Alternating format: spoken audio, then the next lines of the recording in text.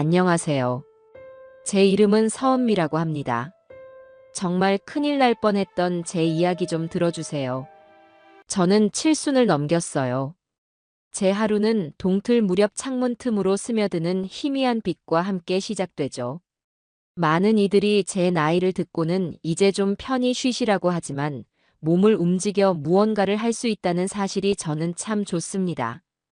특히 사랑하는 가족을 위해 따뜻한 아침을 준비하는 것은 제게 남은 가장 큰 기쁨이자 낙이었어요.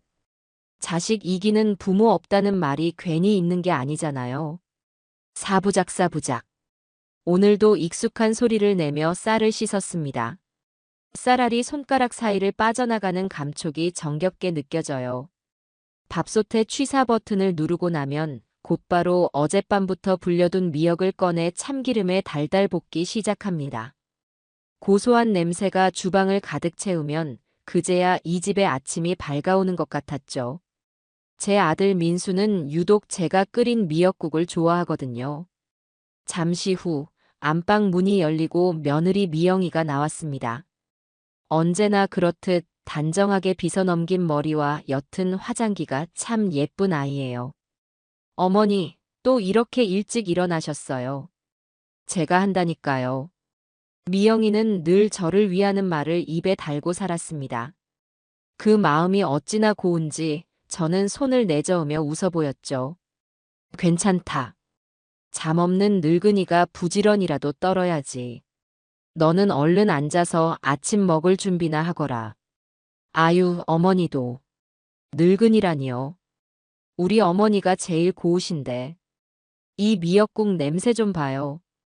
온 동네 사람들이 우리 집 아침 메뉴 다 알겠어요. 싹싹하게 말을 받아주는 며느리를 보니 절로 미소가 지어졌습니다.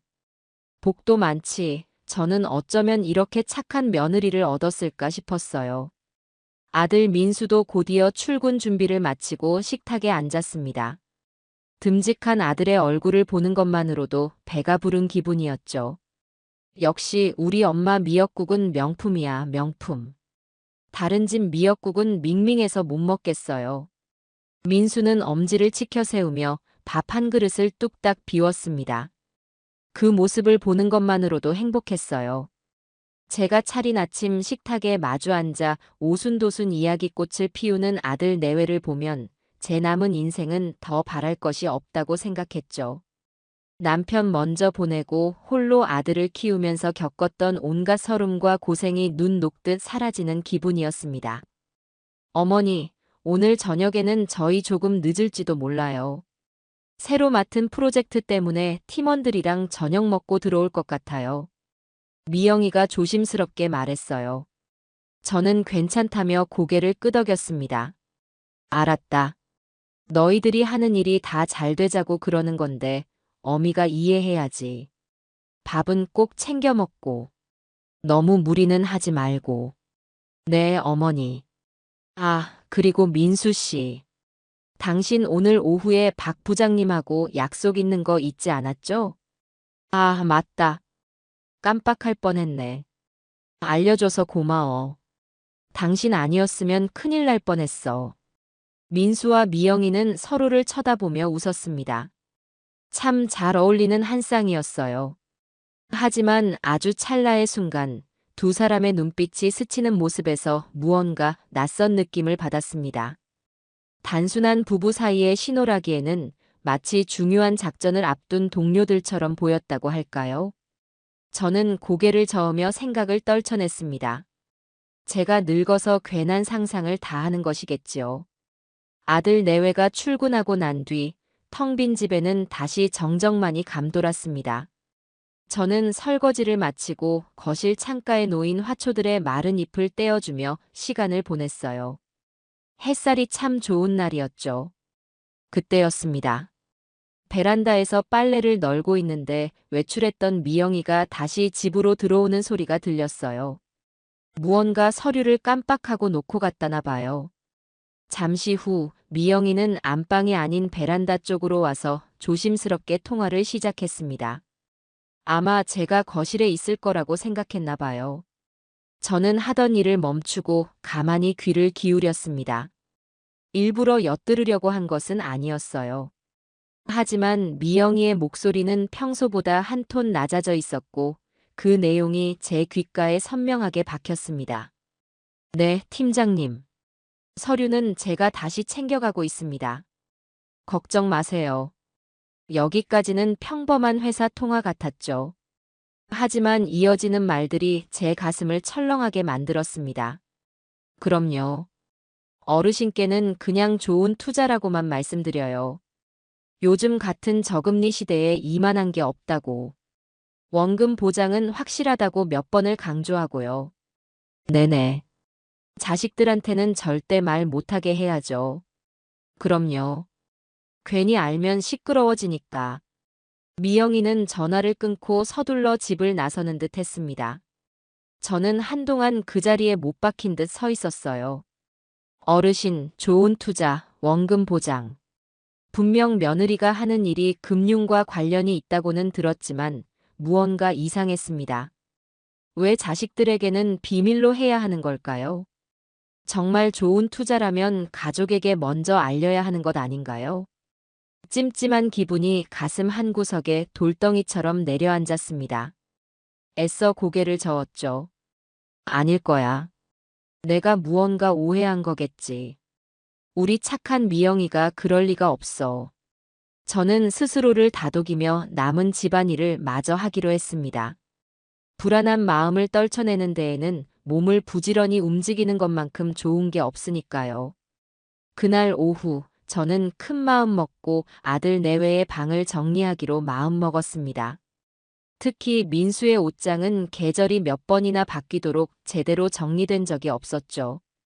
가끔 미영이가 정리를 하기는 했지만 제 눈에는 영 부족해 보였습니다. 옷을 전부 꺼내 먼지도 털어주고 계절에 맞게 다시 정리해주고 싶었어요. 어미의 마음이란 게 다 그런 거 아니겠어요. 민수의 방은 깔끔했지만 어딘지 모르게 찬 기운이 돌았습니다. 책상 위에는 제가 알지 못하는 최신형 컴퓨터와 복잡해 보이는 서류들이 놓여 있었죠. 저는 그쪽으로는 눈길도 주지 않고 곧장 옷장으로 향했습니다. 생각보다 옷이 훨씬 많았어요. 명품 로고가 선명한 옷들도 꽤 보였죠. 아들 녀석, 언제 이렇게 비싼 옷들을 다 샀을까? 기특한 마음보다는 걱정이 앞서는 것은 어쩔 수 없었습니다. 옷을 하나하나 꺼내 침대 위에 쌓아두기 시작했습니다. 양복, 셔츠, 외투. 옷을 꺼낼수록 장롱 안쪽 깊숙한 공간이 드러났어요. 안쪽 벽에 손을 짚고 마지막 옷걸이를 꺼내려 몸을 숙이는 순간이었습니다. 끽. 현관문이 열리는 소리가 들렸습니다. 심장이 쿵 하고 내려앉았죠. 시간은 이제 겨우 오후 3시를 넘기고 있었습니다. 저녁 늦게 들어온다던 아들 내외가 어째서 벌써 돌아온 걸까요? 머릿속이 하얗게 변했습니다. 아들 방을, 그것도 옷장을 뒤지고 있는 모습을 보이면 어떤 오해를 살지 몰랐어요. 좋은 마음으로 시작한 일인데 잔소리를 듣고 싶지는 않았습니다. 어디 갔지? 분명히 책상 위에 뒀는데. 내가 아침에 챙기라고 했잖아. 그거 없으면 오늘 박 영감님 만나는 거 다 소용없게 된다고. 다급한 아들 내외의 목소리가 방문 앞에서 들려왔습니다. 저는 너무 당황한 나머지 미처 방에서 빠져나가지 못하고 거대한 장롱 속에 저도 모르게 몸을 숨기고 말았습니다. 쿵쾅거리는 심장을 애써 진정시키며 빨리 두 사람이 필요한 것만 찾아서 나가주기만을 간절히 바랐습니다. 제발 나를 발견하지 못하기를.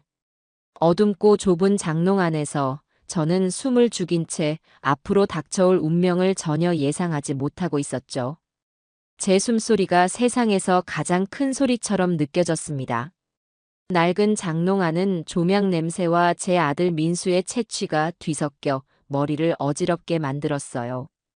얇은 옷가지들 너머로 저는 10여 년은 젊어진 기분으로 좁은 공간에 몸을 구겨 넣고 있었습니다. 밖에서 들려오는 아들 내외의 목소리는 마치 다른 세상의 소리처럼 아득하게, 그러나 섬뜩할 정도로 선명하게 들려왔죠. 제발, 제발 빨리 필요한 것만 찾아서 나가다오. 제발 이 어미를 발견하지 말아다오. 속으로 기도하고 또 기도했습니다. 아, 여기 있네. 거실 테이블 위에 올려둔 줄 알았는데. 민수의 목소리였습니다. 안도감에 아주 잠깐 숨을 내쉬려던 찰나 미영이의 날카로운 목소리가 뒤를 이었어요. 당신은 정말 정신을 어디다 두고 다니는 거야? 그거 하나 때문에 여기까지 다시 왔잖아요. 박 영감님하고 약속 시간 늦으면 어쩌려고 그랬어. 미안해. 요즘 신경 쓸 일이 많아서 그랬나 봐. 당신이 이해 좀 해줘. 이해는 무슨.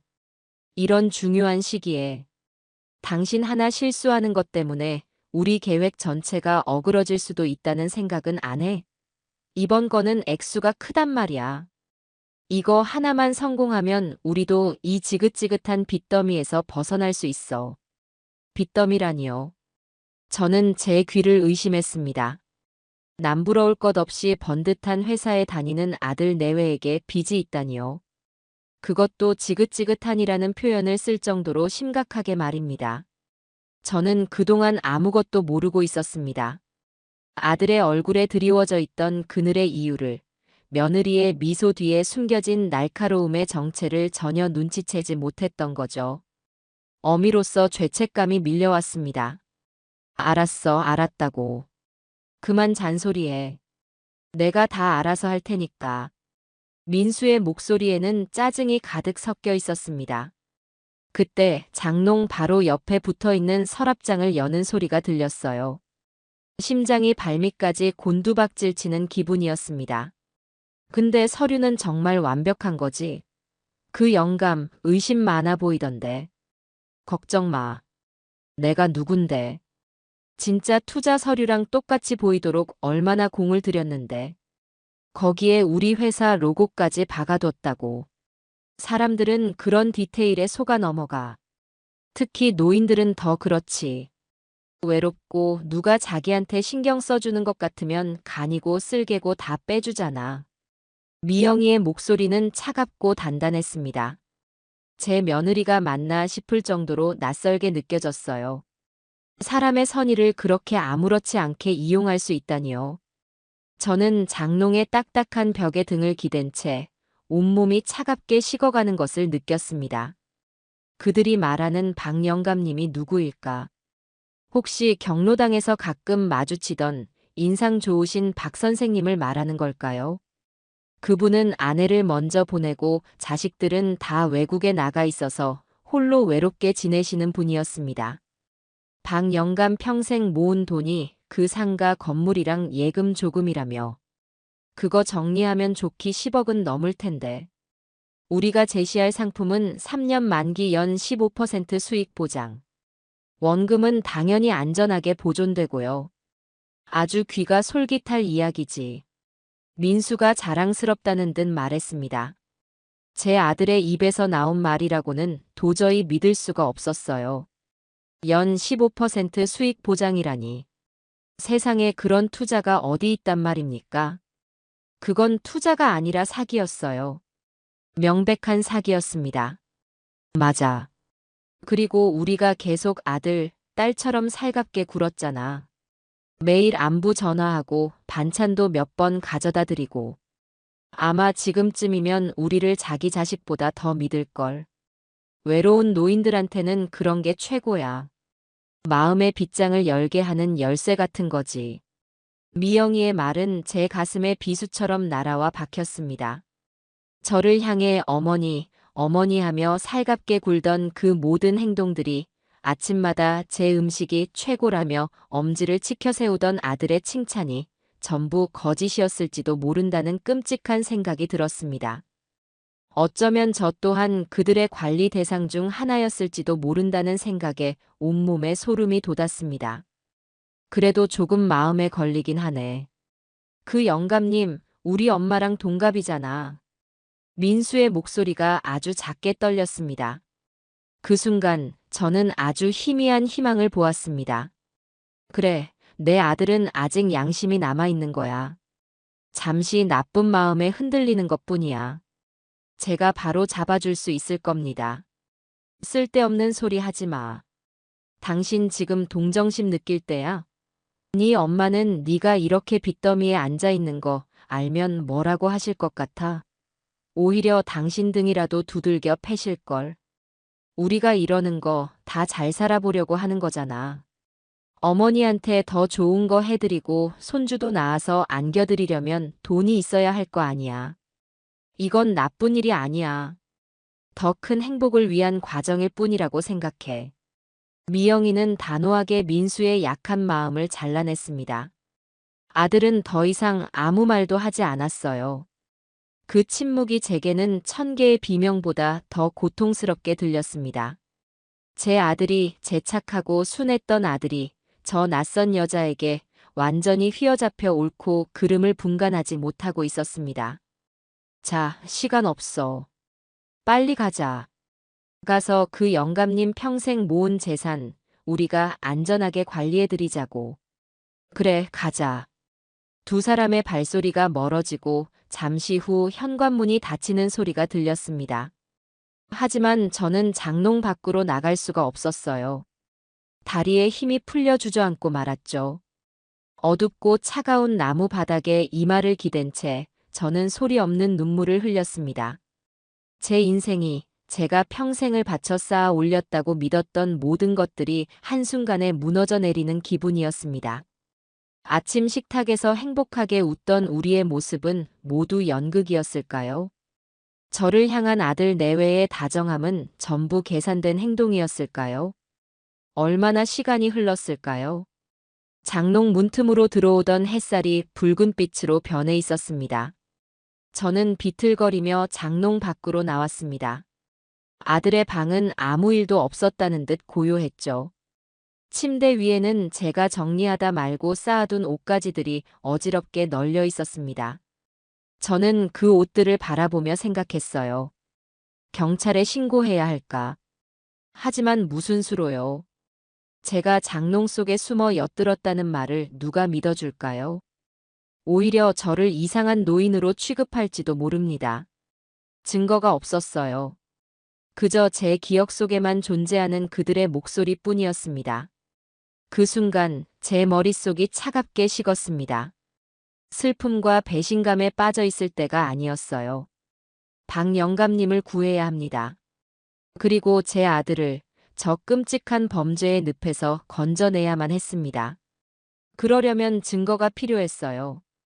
그들이 빼도 박도 못할 명백한 증거 말입니다. 저는 결심했습니다. 지금부터는 우는 어미가 아니라 싸우는 어미가 되기로요.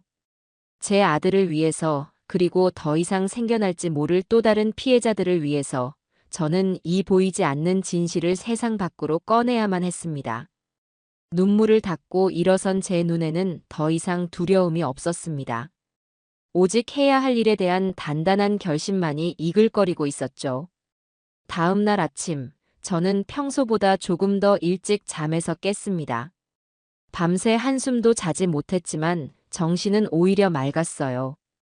어제 장롱 안에서 했던 결심이 제 안에 무언가를 깨운 것 같았죠. 저는 아무 일도 없었다는 듯, 아니 평소보다 더욱 정성을 다해 아침을 준비했습니다. 오늘의 메뉴는 민수가 좋아하는 얼큰한 소고기 뭇국이었어요. 식탁에 앉은 아들 내외는 어제와 다름없이 제 음식 솜씨를 칭찬했습니다.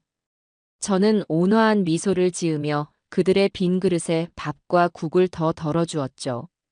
제 속이 시커멓게 타들어가는 것을 그들은 조금도 눈치채지 못하는 듯 했습니다.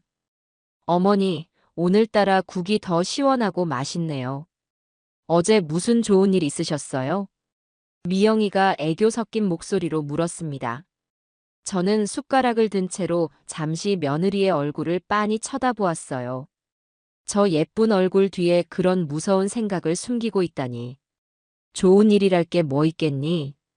그저 너희들이 이렇게 맛있게 먹어주는 얼굴 보는 게 내 낙이지. 제 대답에 민수가 멋쩍게 웃었습니다. 엄마, 부담스럽게 왜 그렇게 쳐다봐? 나체하겠어. 내 아들 얼굴 보는데 뭐가 부담스러워. 우리 아들, 요즘 회사 일이 많이 힘드니? 얼굴이 좀 상한 것 같아서 그런다. 저는 일부러 걱정스러운 표정을 지으며 아들의 이마를 짚었습니다. 제 손길에 민수의 어깨가 움찔하는 것이 느껴졌죠. 아니야, 엄마. 힘들긴. 아주 잘 지내고 있어. 어제도 아주 중요한 계약을 하나 성사시키고 왔다고. 민수는 일부러 목소리를 높이며 말했습니다. 중요한 계약이라는 단어에 제 심장이 내려앉았지만 저는 태연하게 고개를 끄덕였습니다. 그래, 우리 아들 장하네. 역시 믿음직스러워. 하는 일마다 다 잘 되니 어미로서 얼마나 기쁜지 몰라. 제 칭찬에 민수와 미영이는 의미심장한 눈빛을 주고받았습니다. 아마 그들은 제가 자신들의 성공을 응원하고 있다고 착각했을 겁니다. 그 착각이 길면 길수록 저에게는 유리했죠. 아침 식사가 끝나고 두 사람이 출근 준비를 하는 동안 저는 일부러 그들이 들으라는 듯 혼잣말을 했습니다. 아이고, 허리야. 늙으면 온몸이 다 고장이 난다더니. 오늘은 아무래도 물리치료라도 받으러 다녀와야겠다. 제 말을 들은 미영이가 곧장 달려와 제 어깨를 주무르며 말했습니다. 어머, 어머니. 많이 아프세요? 진작 말씀하시지. 저희가 병원 모셔다 드리는 건데. 괜찮아. 너희는 출근해야지. 버스 타고 가면 금방이야. 점심때쯤 나가서 저녁 늦게나 들어올 것 같구나. 이것은 그들에게 보내는 신호였습니다. 오늘 하루 이 집은 비어 있을 것이라는 신호 말입니다. 두 사람은 제 말을 듣고는 안심하는 기색이 역력했어요. 제가 집에 없으면 자신들의 계획에 대해 더 자유롭게 이야기할 수 있다고 생각했겠죠. 아들 내외가 출근하는 것을 확인한 뒤 저는 5분쯤 기다렸다가 조용히 현관문을 열고 밖으로 나갔습니다.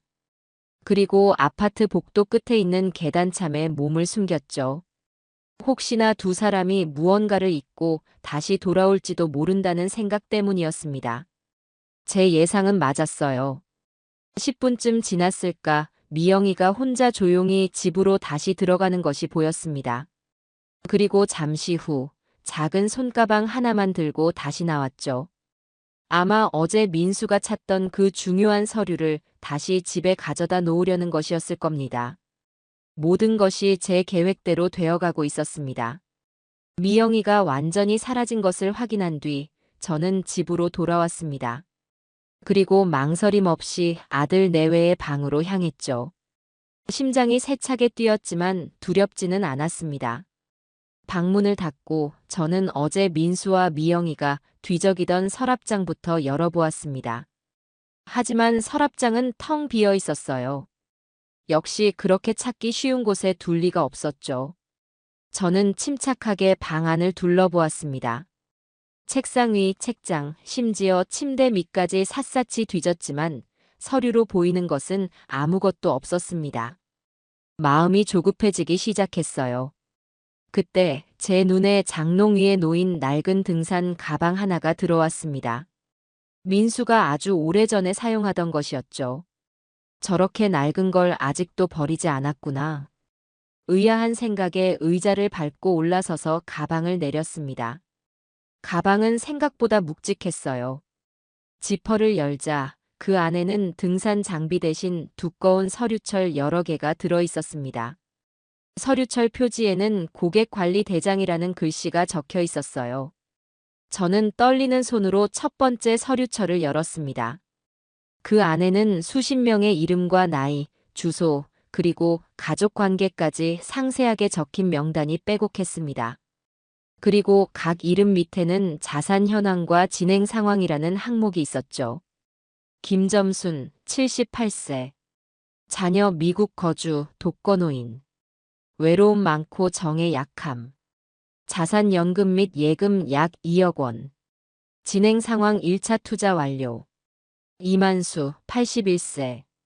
3개월 전 사별. 우울감 높음. 자산 상속받은 토지 및 주택. 약 7억 원. 진행 상황 신뢰관계 형성 단계. 페이지를 넘길수록 손이 부들부들 떨렸습니다. 전부 혼자 사는 노인들이었어요. 그들의 약점을 파고들어 계획적으로 접근한 흔적이 고스란히 남아 있었습니다. 그리고 마지막 서류철에서 저는 마침내 찾던 이름을 발견했습니다. 박철호, 72세. 전직 교사. 자녀 해외 출장 잦음. 성격 꼼꼼하나 자식처럼 구는 것에 약함. 자산 소형 상가 건물 및 예금. 약 12억 원. 진행 상황 금주 내 계약 체결 예정. 바로 박 영감님이었습니다. 저는 더 이상 망설일 시간이 없다는 것을 깨달았죠. 저는 곧장 제 방으로 달려가 낡은 스마트폰을 가져왔습니다. 그리고 서류철의 모든 페이지를 하나도 빠짐없이 촬영하기 시작했어요. 찰칵, 찰칵. 조용한 방 안에서 셔터 소리가 유난히 크게 울렸습니다. 혹시나 누가 들을까 조마조마했지만 멈출 수는 없었죠. 수십 장의 사진을 찍고 나니 손가락이 저려왔습니다. 사진을 다 찍은 뒤 저는 서류철을 원래 있던 등산 가방에 그대로 넣어 장롱 위에 올려두었습니다. 그리고 방 안을 다시 한번 꼼꼼히 살폈죠. 제가 들어왔던 흔적을 남기면 안 됐으니까요. 모든 것을 완벽하게 정리하고 방에서 나왔을 때 제 온몸은 식은땀으로 젖어 있었습니다. 하지만 제 손에 들린 스마트폰은 그 무엇보다 무거운 증거를 담고 있었죠. 이걸로는 부족했습니다. 사진은 조작되었다고 우길 수도 있으니까요. 제게는 그들의 목소리가, 그들의 범죄를 스스로 자백하는 목소리가 필요했습니다. 그러기 위해서는 도움이 필요했어요. 제가 알지 못하는 기술의 힘이, 그리고 제 말을 믿어줄 조력자가 절실했습니다. 손에 쥔 스마트폰이 천근만근처럼 무겁게 느껴졌습니다. 그 안에 담긴 사진들은 단순한 글자가 아니라 피해자들의 눈물과 제 아들 내외의 죄악이 담긴 증거였으니까요. 하지만 이 사진만으로는 부족하다는 것을 저는 잘 알고 있었습니다. 그들은 얼마든지 발뺌할 수 있을 겁니다. 제가 아들 방을 몰래 뒤져서 찍은 것이니 법적으로 효력이 없을지도 모른다고 생각하니 눈앞이 캄캄했죠. 제게는 목소리가 필요했습니다.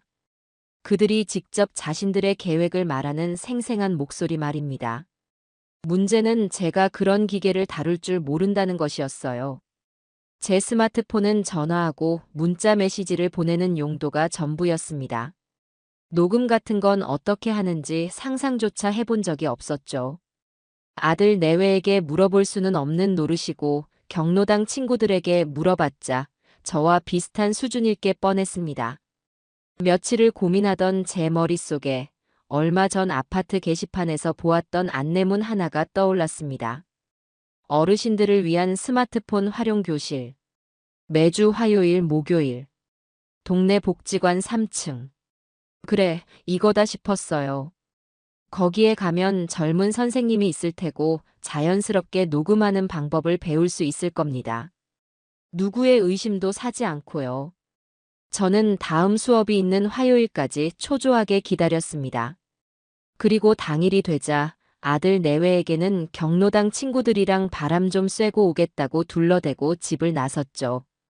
복지관은 걸어서 10분 거리에 있었습니다. 3층 강의실 문을 열자 저와 비슷한 연배의 어르신 대여섯 분이 먼저 와서 자리를 잡고 앉아 계셨어요. 다들 새로운 것을 배운다는 설렘에 얼굴에 웃음꽃이 피어 있었습니다. 저 혼자만 무거운 비밀을 안고 그 자리에 앉아 있으니 어딘지 모르게 죄를 짓는 기분이 들었죠. 곧이어 강의실 문이 열리고 훤칠한 청년 한 명이 들어왔습니다. 맑고 총명해 보이는 눈에 서글서글한 미소를 짓고 있었죠. 안녕하세요, 어르신들. 오늘부터 스마트폰 활용 교실을 맡게 된 김준서라고 합니다. 잘 부탁드립니다. 준서 씨의 목소리는 힘차고 따뜻했습니다. 그는 수업을 시작하며 어려운 용어 대신 어르신들이 알아듣기 쉬운 말로 하나하나 차근차근 설명해 주었습니다. 메시지를 보내는 법, 사진을 찍고 자식들에게 전송하는 법, 인터넷으로 뉴스를 보는 법까지. 다른 어르신들이 질문할 때마다 그는 단 한 번도 귀찮은 내색 없이 자리로 다가가 직접 시범을 보여주며 알려주었습니다.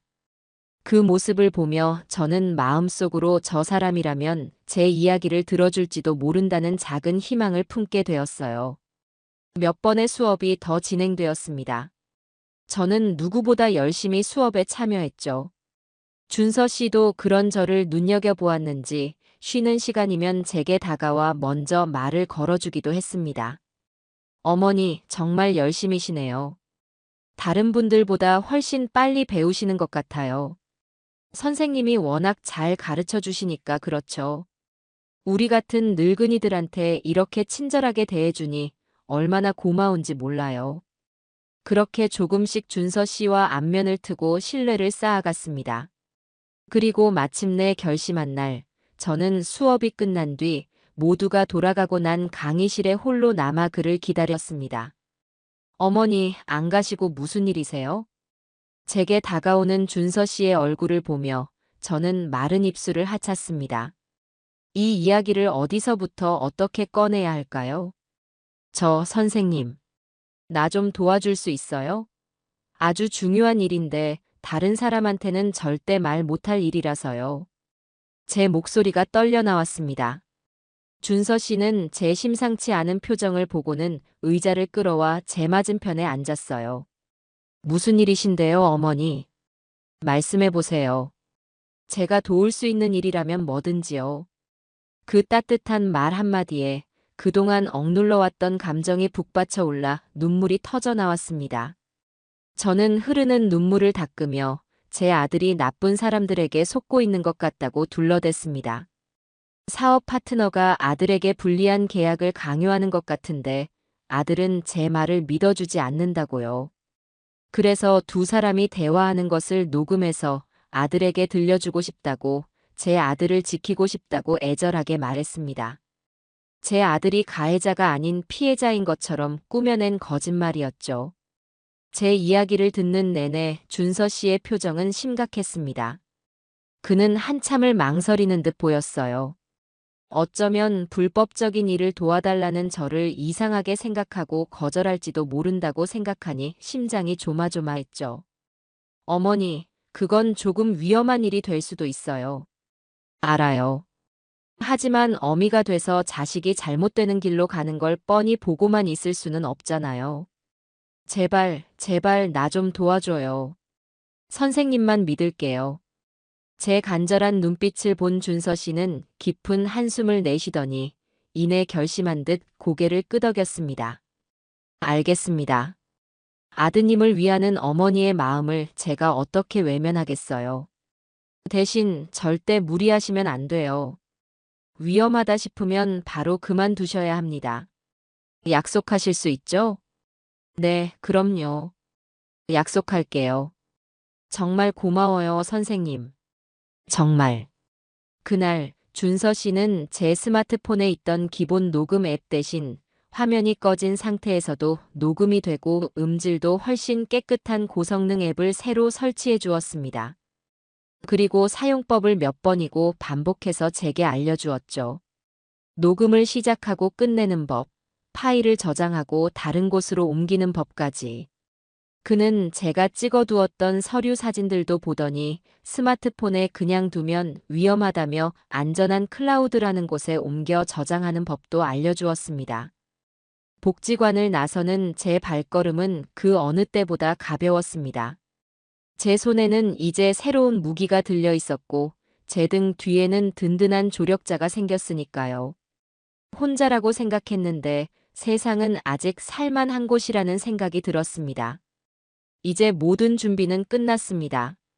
남은 것은 호랑이 굴로 직접 들어가 호랑이의 목소리를 담아오는 일뿐이었죠. 집으로 향하는 제 마음은 비장함으로 가득 차 있었어요. 제 손안의 작은 스마트폰은 이제 단순한 기계가 아니었습니다. 그것은 제 아들의 죄를 증명할 수도 혹은 반대로 모든 것을 수포로 돌릴 수도 있는 위험한 물건이 되었죠. 김준서 선생님의 도움으로 새로운 무기를 얻었지만 그것을 어떻게 사용해야 할지는 오롯이 제 몫이었습니다.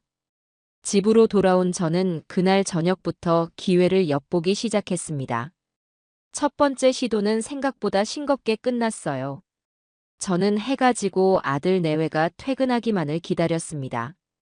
두 사람이 돌아오기 10분 전, 저는 거실 대청소를 하는 척하며 소파 및 가장 구석진 곳, 전원 콘센트 바로 옆자리에 스마트폰을 조심스럽게 밀어 넣었습니다.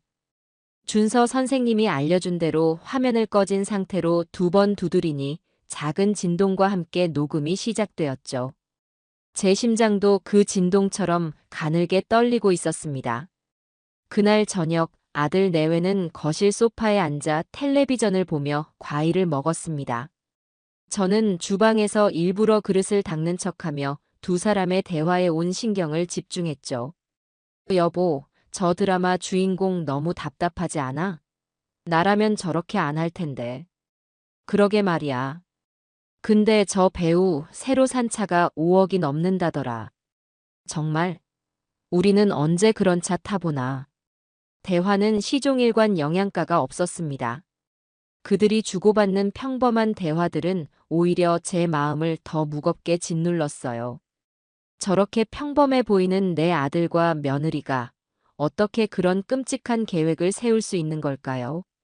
어쩌면 제가 잘못 들은 것은 아닐까, 모든 게 제 늙은 귀가 만들어낸 오해는 아닐까 하는 헛된 희망이 잠시 고개를 들었습니다. 밤이 깊어지고 두 사람이 안방으로 들어간 뒤 저는 도둑고양이처럼 살금살금 거실로 나와 소파 밑에서 스마트폰을 꺼냈습니다. 제 방으로 돌아와 이불을 뒤집어 쓰고 녹음된 파일을 재생했죠. 3시간짜리 파일에는 드라마 소리와 두 사람의 웃음소리, 그리고 과자 씹는 소리만이 가득했습니다. 허탈감에 잠이 오지 않았어요. 며칠이 그렇게 흘렀습니다. 저는 매일 저녁 같은 장소에 스마트폰을 숨겼지만 두 사람은 약속이라도 한 듯 중요한 이야기는 일절 입에 담지 않았습니다. 오히려 제 앞에서 더 다정한 부부인 척 연기하는 것 같았죠. 제 마음은 점점 초조해졌습니다. 박 영감님과의 약속 날짜는 다가오고 있는데 이렇다 할 증거 하나 잡지 못했으니까요. 그러던 어느 날 저녁이었습니다. 그날따라 민수는 회사에서 안 좋은 일이 있었는지 잔뜩 인상을 쓴 채로 귀가했습니다. 미영이는 그런 남편의 눈치를 보며 조심스럽게 저녁을 차렸죠. 식사를 마친 뒤 두 사람은 평소처럼 거실 소파에 앉았습니다. 저는 그날도 어김없이 소파 밑에 스마트폰을 숨겨둔 상태였죠. 정말 짜증나서 못해 먹겠네. 김 부장 그 인간은 나한테만 왜 저러는지 몰라. 민수가 넥타이를 거칠게 풀어던지며 말했습니다. 왜 그래, 여보? 또 무슨 일 있었어? 보고서를 몇 번이나 수정하게 하는지 몰라. 그래 놓고 공은 자기가 다 가로채고 월급은 쥐꼬리만큼 주면서 사람을 아주 들들 볶는다니까. 민수의 불평이 길어지자 미영이가 조용히 그의 어깨를 감쌌습니다. 그리고는 아주 의미심장한 목소리로 말했죠. 조금만 참아. 이제 며칠 안 남았잖아. 이번 주 금요일 박 영감님 것만 잘 마무리되면 우리도 이런 꼴 당하면서 안 살아도 돼. 당신 회사 그만두고 멋지게 당신 사업 시작해야지. 미영이의 말에 제 심장이 쿵 하고 내려앉았습니다. 드디어 시작이었습니다. 저는 숨을 죽인 채 주방 식탁 의자에 앉아 귀를 기울였습니다. 금요일이라 갑자기 좀 떨리네. 그 영감, 갑자기 마음 바꾸는 거 아니겠지? 혹시라도 자식한테 물어본다거나 하면 어떡해. 민수의 목소리에는 불안감이 가득했습니다.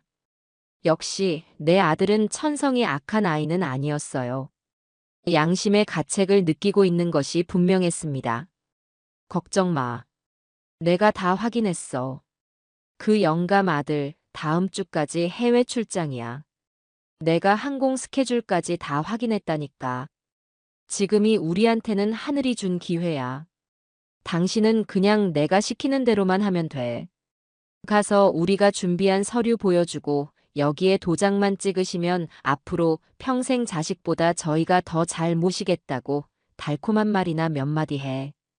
그 영감, 그런 말에 약하잖아. 미영이의 목소리는 얼음장처럼 차가웠습니다. 저는 소름이 끼치는 것을 느꼈어요. 어떻게 저렇게까지 치밀할 수 있을까요? 서류는 정말 문제 없는 거지. 나중에 법적으로 문제 생기면 큰일이야. 법적 문제? 푸흐, 웃기지 마. 우리가 만든 회사는 서류상으로만 존재하는 유령 회사야. 돈이 들어오는 즉시 대포 통장 몇 개 거쳐서 현금으로 다 뺄 건데 누가 추적하겠어. 그리고 그 영감이 신고할 때쯤이면 우리는 이미 저 멀리 가 있을 텐데 뭘 걱정해. 지난번 신림동 김점순 할망구 때도 그랬잖아. 그 할망구 처음에는 우리한테 고맙다고 울면서 돈을 맡기더니 나중에 사기인 거 알고는 길바닥에 주저앉아 대성통곡을 하더라. 그래도 결국 우리 못 잡았잖아. 김점순. 제가 서류철에서 보았던 바로 그 이름이었습니다. 제 아들 내외는 이미 상습적으로 이런 짓을 저질러 왔던 겁니다. 저는 치밀어 오르는 분노와 슬픔에 입술을 깨물었습니다. 그 할머니 얘기는 그만해. 기분 나빠. 어머, 우리 남편 아직 마음이 약하네. 정신 차려. 우리는 지금 감상에 젖을 때가 아니야. 이번 금요일 오후 2시 중앙동에 있는 스타 카페. 약속 장소 잊지 마. 박 영감이 상갑한 돈 전부 현금으로 인출해서 들고 오기로 했으니까 당신은 가방만 잘 챙겨서 오면 돼. 알았지? 알았어. 민수는 힘없이 대답했습니다. 그들의 대화는 그것으로 끝이었습니다. 하지만 제 손에는 그 어떤 것과도 바꿀 수 없는 명백하고 확실한 증거가 담기고 있었죠. 그날 밤 저는 아들 내외가 깊이 잠든 것을 확인하고 나서야 조심스럽게 스마트폰을 회수했습니다. 그리고 제 방으로 돌아와 떨리는 손으로 준서 선생님께 메시지를 보냈어요. 선생님, 저예요. 녹음했어요. 그들의 목소리가 전부 담겼어요. 다음 날 아침, 저는 복지관 근처 카페에서 준서 선생님을 만났습니다. 우리는 구석진 자리에 앉아 이어폰을 한쪽씩 나눠 끼고 녹음된 파일을 함께 들었죠. 파일이 재생되는 동안 준서 선생님의 표정은 점점 굳어갔습니다. 처음에는 제 아들을 걱정하던 그의 얼굴이 대화가 진행될수록 경악과 분노로 바뀌어 갔습니다. 어머니, 이건 제가 생각했던 것보다 훨씬 심각한데요. 이건 명백한 사기 범죄 조직이에요. 이제 어떡하면 좋죠, 선생님? 금요일이래요. 시간이 얼마 없어요. 준서 씨는 잠시 생각에 잠기더니 결심한 듯 제 손을 잡았습니다. 어머니, 이제 경찰에 가셔야 해요. 이 녹음 파일과 어머니께서 전에 찍어두신 서류 사진들이 있으면 확실한 증거가 될 거예요. 제가 같이 가드릴게요. 그리고 필요하다면 제가 증인이 되어 드릴게요. 어머니께서 이 증거들을 어떻게 모으게 되셨는지 제가 옆에서 다 봤다고요. 그의 말에 눈물이 핑 돌았습니다. 혼자였다면 절대 해내지 못했을 일이었어요. 준서 선생님이라는 든든한 조력자가 없었다면 저는 아마 진실 앞에서 좌절하고 말았을 겁니다. 고마워요, 선생님. 정말 고마워요. 우리는 녹음 파일에서 불필요한 부분은 잘라내고 아들 내외의 목소리가 가장 선명하게 들리는 핵심적인 부분만 따로 편집했습니다. 이제 모든 증거가 준비되었습니다. 남은 것은 법의 심판을 구하는 일뿐이었죠. 하지만 그 전에 제게는 아직 해야 할 일이 하나 더 남아 있었습니다. 바로 박 영감님을 구하는 일이었습니다. 증거는 확보했지만 제 마음은 조금도 편치 않았어요. 경찰에 신고하기 전에 아들 내외가 더 이상 의심하지 못하도록 평소처럼 행동해야만 했죠. 하지만 제 안에서 들끓는 배신감과 분노를 감추고 온화한 어머니의 가면을 쓰는 것은 생각보다 훨씬 더 힘든 일이었습니다. 아니나 다를까 예민하고 눈치가 빠른 미영이가 먼저 제게서 이상한 낌새를 눈치채기 시작했습니다. 제가 스마트폰을 손에서 놓지 않고 무언가를 계속 만지작거리는 모습이 며느리의 눈에 거슬렸던 모양이에요. 어느 날 저녁, 제가 소파에 앉아 준서 선생님이 알려준 대로 녹음 파일을 안전한 곳에 옮기고 있을 때였습니다. 미영이가 제 옆에 슬쩍 다가와 앉으며 제 스마트폰 화면을 들여다보려고 했죠. 어머니, 요즘 스마트폰이랑 아주 친해지셨네요. 친구분들이랑 메시지 많이 하시나 봐요. 저도 좀 보여주세요, 네. 저는 심장이 철렁 내려앉았지만 애써 태연하게 화면을 잠그며 웃어 보였습니다.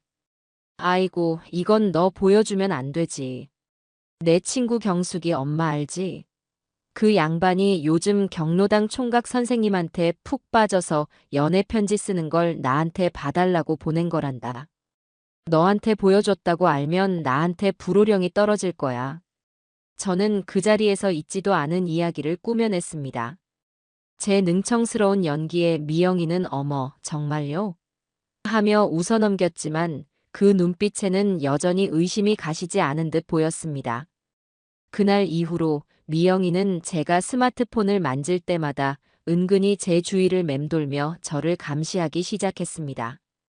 하루하루가 살얼음판을 걷는 기분이었죠. 며칠 뒤 아들 내외는 제게 더 노골적인 덫을 놓기 시작했습니다. 아마 제가 자신들의 계획을 눈치챘는지 떠보기 위한 시험이었을 겁니다. 그날 저녁 식사 자리에서 두 사람은 일부러 제게 들으라는 듯 큰 소리로 대화를 나눴어요. 여보, 내 친구 철수 알지? 그 친구가 이번에 대박 투자건을 하나 물어왔는데 자금이 조금 부족해서 아쉽게 됐다고 하더라고. 3년만 묻어두면 원금의 3배는 불려준다는데. 어머, 정말요? 너무 아깝다. 요즘 같은 세상에 그런 기회가 어디 흔한가요? 우리도 그런데 투자해서 돈 좀 불려야 어머니 호강시켜 드릴 텐데 말이에요. 두 사람은 슬쩍 제 눈치를 살폈습니다. 저는 못 들은 척 묵묵히 밥만 먹었죠. 그러자 이번에는 민수가 직접 저를 향해 말을 걸었습니다. 그의 얼굴에는 온갖 효심 가득한 표정이 떠올라 있었어요. 엄마, 혹시 여윳돈 좀 있으세요?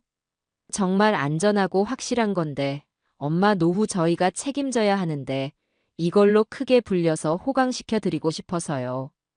제가 엄마 돈 허투루 쓸 아들이 아니란 거 잘 아시잖아요. 올 것이 왔구나 싶었습니다. 이것은 명백한 시험이었어요. 제가 여기서 덜컥 돈을 내준다면 그들은 제 돈을 가로채는 동시에 저에 대한 의심도 거두게 될 것이고, 만약 제가 단호하게 거절한다면 제가 무언가 알고 있다고 확신하게 될 터였습니다. 제 머릿속이 복잡하게 돌아가기 시작했습니다. 이 위기를 어떻게 넘겨야 할까요? 저는 들고 있던 숟가락을 조용히 내려놓았습니다. 그리고는 두 사람을 번갈아 쳐다보며 깊은 한숨을 내쉬었죠. 제 표정은 세상 모든 근심을 짊어진 어머니의 얼굴이었습니다. 얘들아, 너희야말로 큰일 날 뻔했구나. 제 예상치 못한 반응에 민수와 미영이는 당황한 표정을 지었습니다. 저는 자리에서 일어나 안방으로 들어가더니 얼마 전 은행에 갔다가 일부러 챙겨온 금융사기 예방 안내 책자 하나를 들고 나왔습니다. 너희들이 말한 게 바로 이거 아니냐? 여기 좀 보거라. 저는 책자의 한 페이지를 펼쳐 두 사람의 얼굴 앞에 들이밀었습니다. 그 페이지에는 원금 보장, 고수익 믿기 신종 금융사기 주의보 라는 제목과 함께 아들 내외가 사용하는 수법과 정확히 일치하는 사례들이 빼곡하게 적혀 있었죠. 너희들이 순진해서 그래. 세상이 얼마나 무서운데. 얼마 전에도 복지관에서 만난 내 친구가 바로 이런 수법에 당해서 평생 모은 쌈짓돈을 전부 날렸다고 울고불고 난리가 났었단다. 그 친구도 자식한테 좋은 집 사준다는 말에 속아서 그만.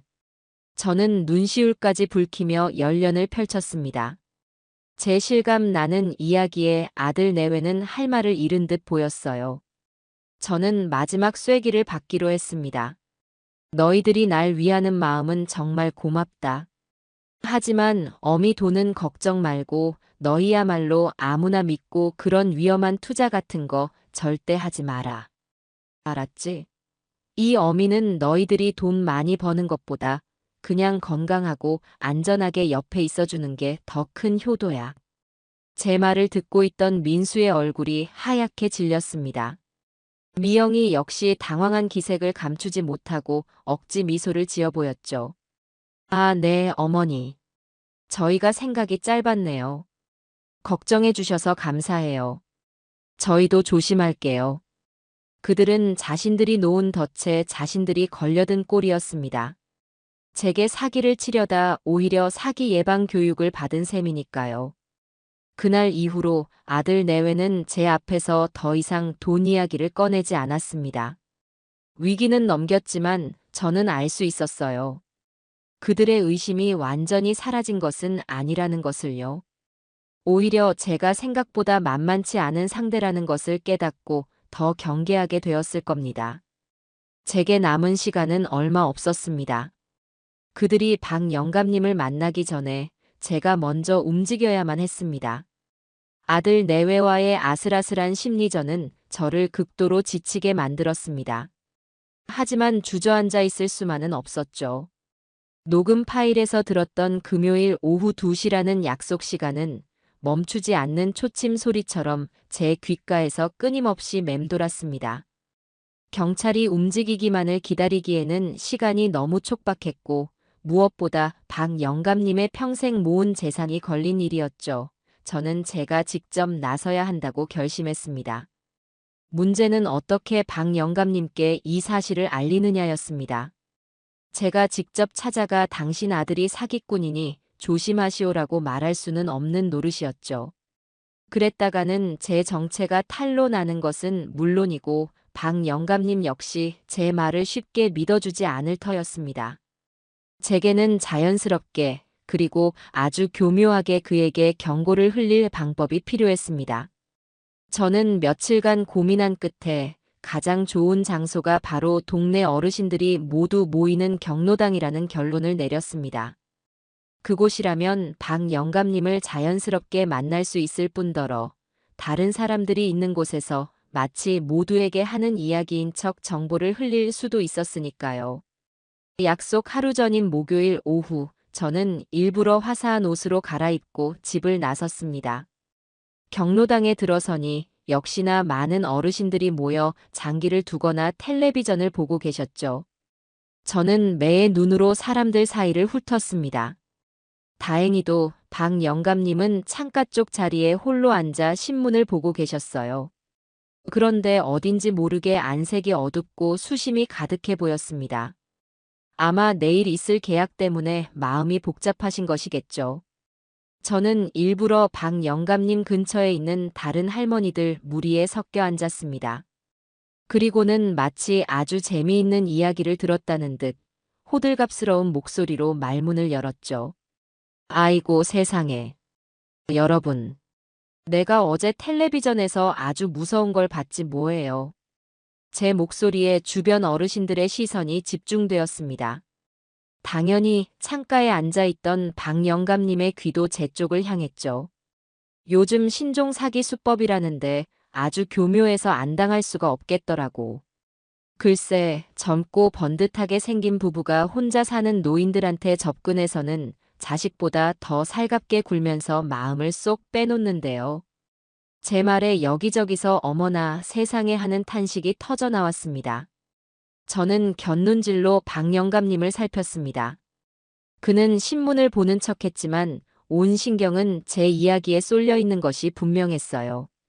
그러고 나서는 아주 특별하고 안전한 투자 상품이 있는데 어르신께만 몰래 알려드리는 겁니다 하면서 꿰는 거지. 1년에 15%가 넘는 이자를 준다고 원금은 절대 잃을 일이 없다고요. 그런 말에 안 넘어갈 사람이 어디 있겠어요. 15% 이자라는 말이 나오는 순간 박 영감님의 어깨가 움찔하는 것을 저는 똑똑히 보았습니다. 그의 손에 들려있던 신문이 미세하게 떨리고 있었죠. 저는 이야기를 계속 이어나갔습니다. 제가 들려주는 이야기는 단순한 사기 수법 나열이 아니었습니다. 그것은 바로 내일 박 영감님이 겪게 될 일에 대한 생생한 예고편이었죠. 그렇게 해서 평생 모은 돈을 몽땅 맡기고 나면 처음 몇 달은 약속한 대로 이자도 꼬박꼬박 보내준대요. 그럼 노인네는 완전히 믿어버리는 거지. 역시 사람은 겉모습만 보고 판단하면 안 돼. 저렇게 착한 젊은이들이 다 있구나 하면서요. 그러다가 어느 날 갑자기 그 젊은 부부가 연기처럼 사라져버리는 거예요. 전화도 안 받고 집도 텅 비어 있고. 그때서야 사기당한 걸 알게 되는 거지. 평생 모은 재산을 한순간에 다 잃고 길바닥에 나앉게 되는 거예요. 쯧쯧. 제 이야기가 끝나자 경로당 안은 순간 정적에 휩싸였습니다. 모두가 안타까운 표정으로 혀를 찼죠. 저는 마지막으로 결정적인 한마디를 덧붙였습니다. 그러니까 다들 조심하셔야 해요. 요즘 세상에 자식보다 더 잘해주는 사람이 있으면 그건 10중 8구 사기꾼이래요. 세상에 공짜는 없는 법이니까요. 특히 큰돈이 오가는 일은 무조건 자식들하고 먼저 상의를 해야 하고요. 그 말을 끝으로 저는 자리에서 일어났습니다. 그리고 경로당을 나서기 전 박 영감님과 아주 잠깐 눈이 마주쳤죠. 그의 눈은 공포와 혼란으로 심하게 흔들리고 있었습니다. 그는 제게 무언가 말을 걸고 싶어 하는 듯 보였지만 차마 입을 떼지는 못했죠. 저는 그에게 희미하게 고개를 한번 끄덕여 보이고는 조용히 경로당을 빠져나왔습니다. 제가 할 수 있는 일은 여기까지였습니다. 저는 그에게 이것은 당신 이야기다라고 직접적으로 말하지 않았습니다. 그저 스스로 깨달을 수 있도록 단서를 던져주었을 뿐이죠. 이제 선택은 박 영감님의 몫이었습니다. 부디 제 진심이 그에게 닿았기를. 부디 그가 현명한 판단을 내리기를 간절히 기도하는 수밖에 없었습니다. 집으로 돌아오는 길, 저는 하늘을 보며 기도했습니다. 제 아들이 더 큰 죄를 짓기 전에 이 모든 비극의 고리를 끊어낼 수 있게 해달라고요. 경로당을 나선 이후 제 시간은 모래시계처럼 빠르게 흘러갔습니다. 금요일, 바로 오늘이었습니다. 아들의 범죄가 완성될지도 모르는 운명의 날이었죠. 아침 일찍 눈을 떴지만 잠자리는 가시밭길처럼 불편했고 온몸은 납덩이처럼 무거웠습니다.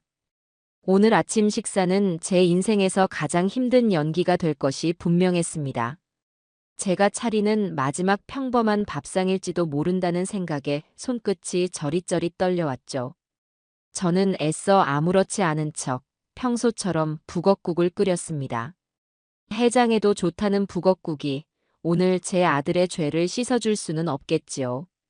식탁에 마주 앉은 아들 내외는 어딘지 모르게 들떠 보였습니다.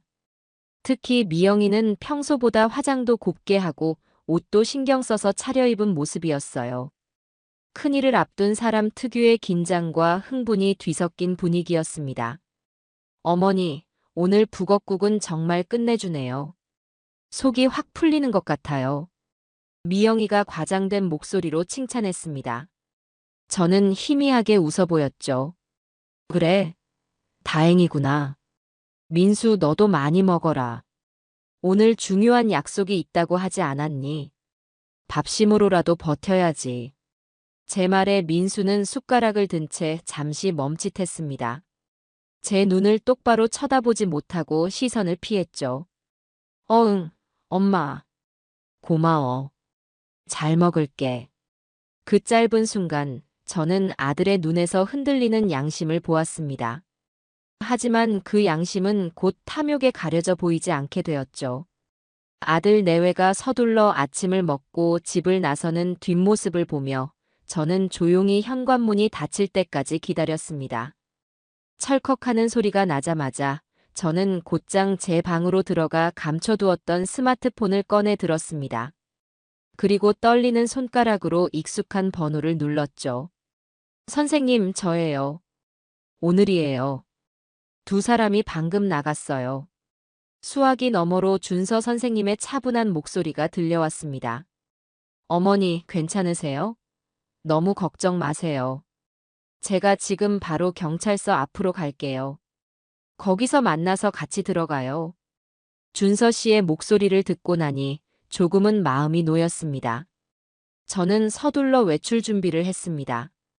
옷장 깊숙이 넣어두었던 가장 평범한 옷을 꺼내 입고 머리를 단정하게 빗었죠. 화장대 거울에 비친 제 얼굴은 낯설기만 했습니다. 하룻밤 사이에 10년은 늙어버린 기분이었어요. 가방 안에는 준서 씨가 모든 증거를 담아준 작은 USB 하나가 들어 있었습니다. 작지만 그 무엇보다 무거운 진실의 무게를 담고 있는 물건이었죠. 경찰서로 가는 버스를 타는 내내 창밖 풍경은 눈에 들어오지 않았습니다. 매일같이 보던 익숙한 거리들이 마치 다른 세상의 풍경처럼 아득하게만 느껴졌어요. 제 아들이 저 거리 어딘가에서 다른 사람의 눈에 피눈물을 내게 할 범죄를 저지르려 하고 있다는 사실이 믿기지 않았습니다. 버스 창문에 비친 제 쭈글쭈글한 얼굴을 보며 생각했습니다. 제가 어디서부터 잘못 키운 걸까요? 무엇이 내 아들을 저런 괴물로 만들었을까요? 경찰서 앞에 도착하니 준서 선생님이 초조한 얼굴로 저를 기다리고 있었습니다.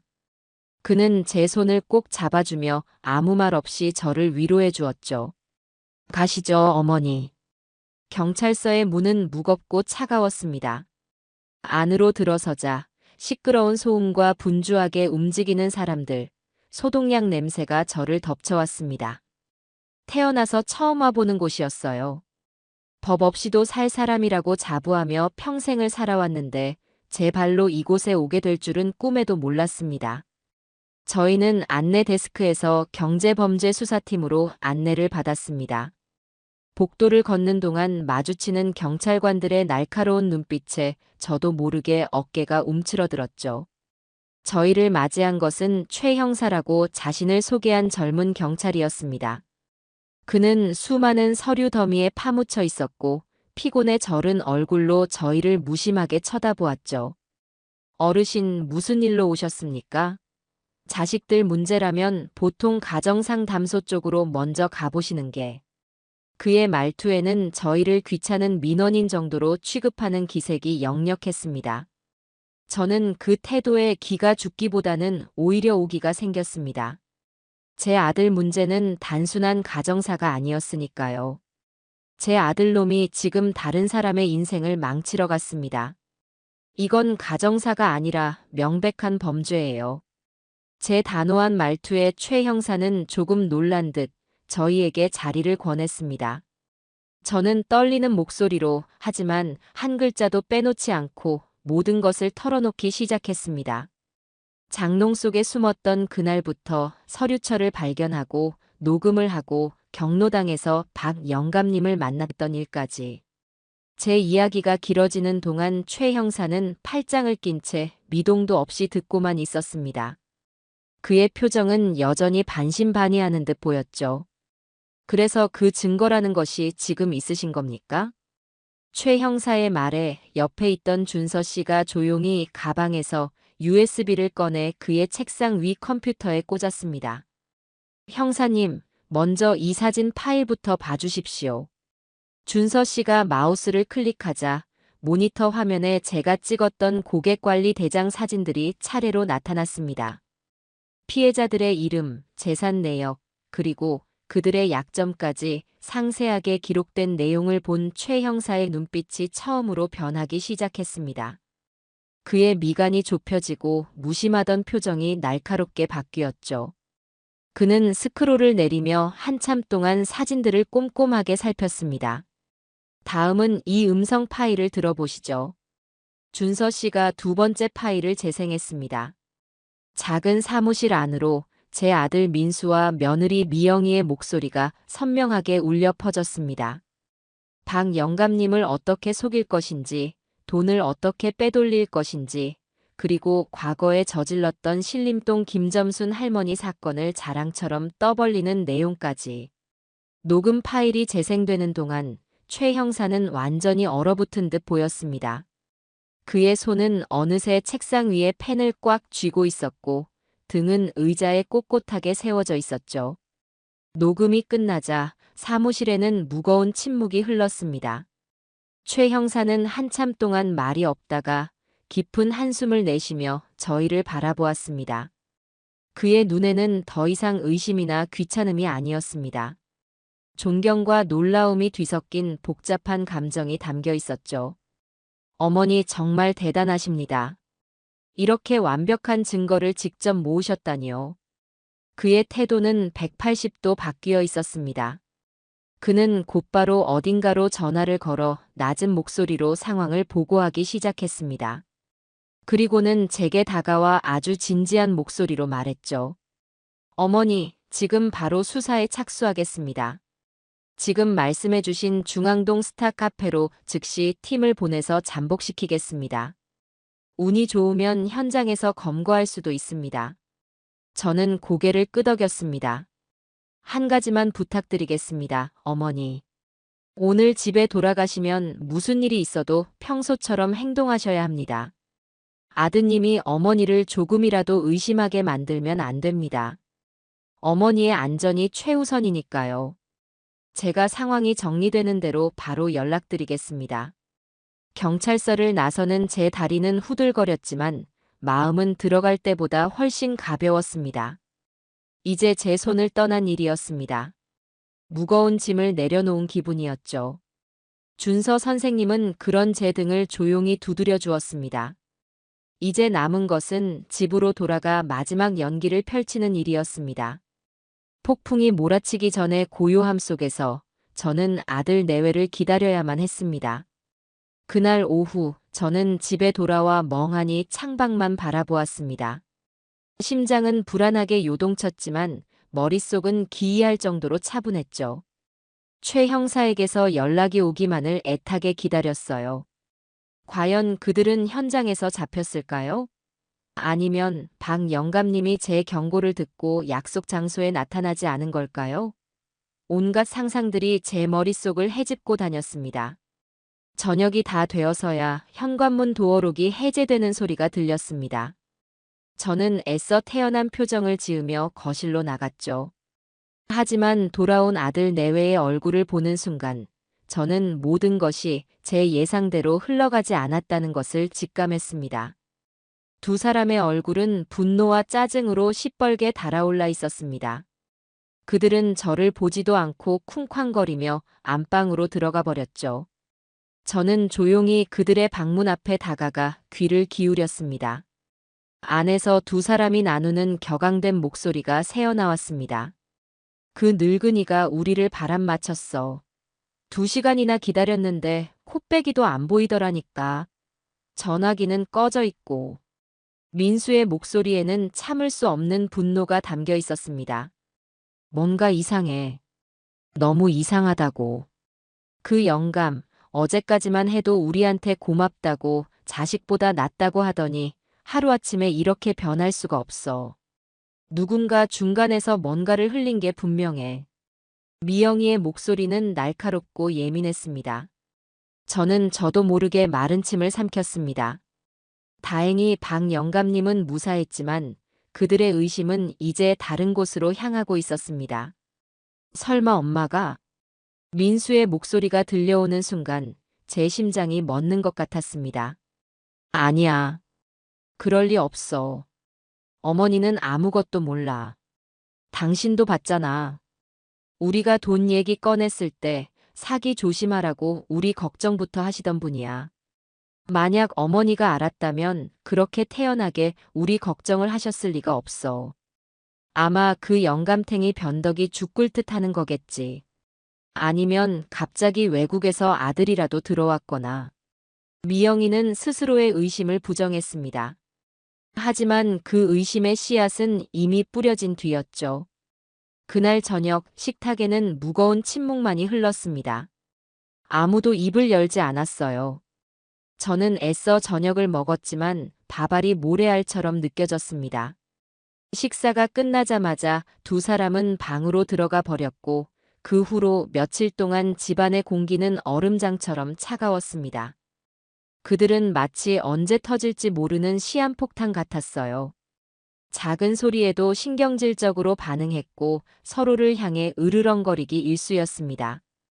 저는 그 살얼음판 같은 집안에서 여전히 아무것도 모르는 늙은 어머니를 연기해야만 했습니다. 하루하루가 지옥 같았죠. 그러던 중 제 스마트폰에 짧은 메시지 한 통이 도착했습니다. 발신자는 복지관 김주임이었어요. 어르신 다음 주 노래 교실 프로그램 안내입니다. 혹시 자제분들 중 최근에 큰돈을 인출하거나 계좌를 옮긴 적이 있는지 은행 거래 내역을 한번 확인해 보시면 좋을 듯 합니다. 예방 차원에서요. 최 형사의 암호 메시지였습니다. 저는 심장이 쿵쾅거리는 것을 느끼며 메시지를 읽자마자 곧바로 삭제했습니다. 경찰이 그들의 계좌를 추적하고 있구나. 그리고 그들이 돈 때문에 점점 더 절박해지고 있구나.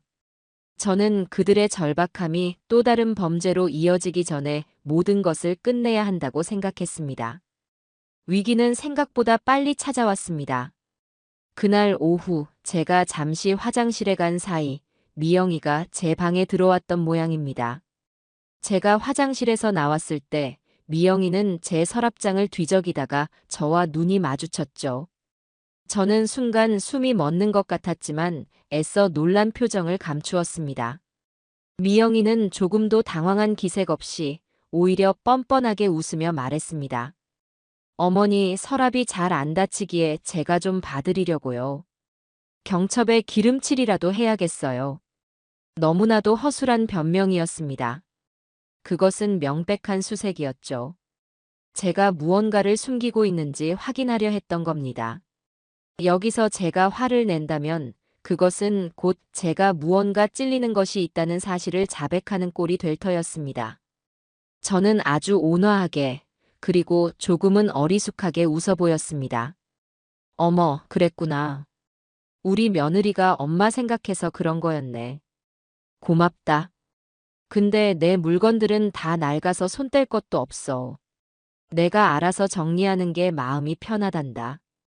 그냥 놔두렴. 제 반응에 미영이는 잠시 할 말을 잃은 듯 보였습니다. 그때 그녀의 눈에 서랍장 위에 놓여있던 금융사기 예방 안내 책자가 들어왔습니다. 어머니, 아직도 이런 걸 보고 계셨어요? 그 목소리에는 날카로운 의심이 담겨 있었죠. 그럼. 내 친구가 바로 저런 놈들한테 당했다니까. 내가 밤낮으로 읽고 또 읽어서 다시는 우리 가족이 저런 일에 휘말리지 않도록 공부하고 있는 중이다. 너희도 시간 날 때 한번 읽어보렴. 아주 유익하단다. 저는 한 점의 흔들림도 없이 미영이의 눈을 똑바로 쳐다보며 말했습니다. 제 너무나도 뻔뻔하고 태연한 태도에 미영이는 결국 자신의 의심을 접을 수밖에 없는 듯 보였습니다. 그녀는 멋쩍게 웃으며 방을 나갔죠. 미영이가 나간 뒤 저는 그대로 자리에 주저앉고 말았습니다. 온몸의 힘이 다 빠져나가는 기분이었어요. 이제 더 이상은 위험했습니다. 집은 더 이상 안전한 장소가 아니었죠.